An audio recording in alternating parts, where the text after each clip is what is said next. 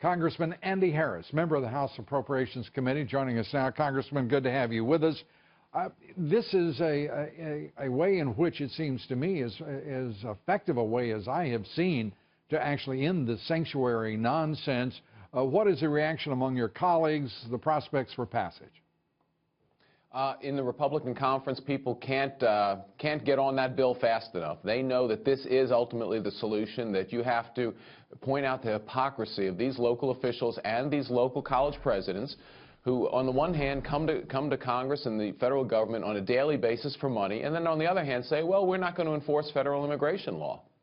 And not going to enforce it. I mean, let's use an example, two examples. University of Pennsylvania, Donald Trump's alma mater, by the way, Columbia University, announcing they'll become sanctuary campuses.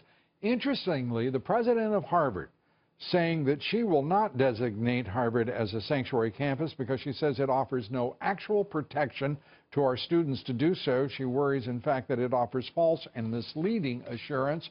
But nonetheless, they're out there saying they're going to be such. What do you think?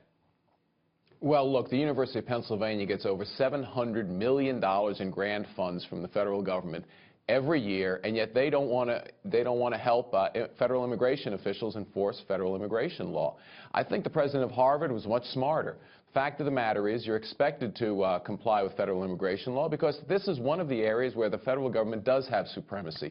There's no local jurisdiction or the university that should be setting or enforcing federal immigration law. It's up to federal officials who need the cooperation of local officials, and honestly, when they're getting federal government dollars, they should be providing that cooperation.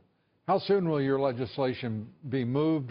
Where does the leadership stand on it? Because obviously Paul Ryan has a very, well, a somewhat checkered background when it comes to illegal immigration, amnesty, and open borders.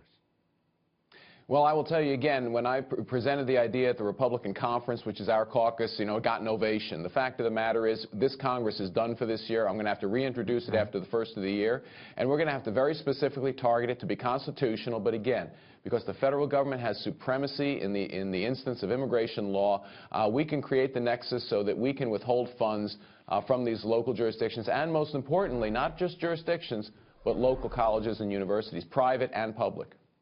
Congressman Andy Harris, we wish you luck. We thank you for being with us. Appreciate it. Thank you, Lou.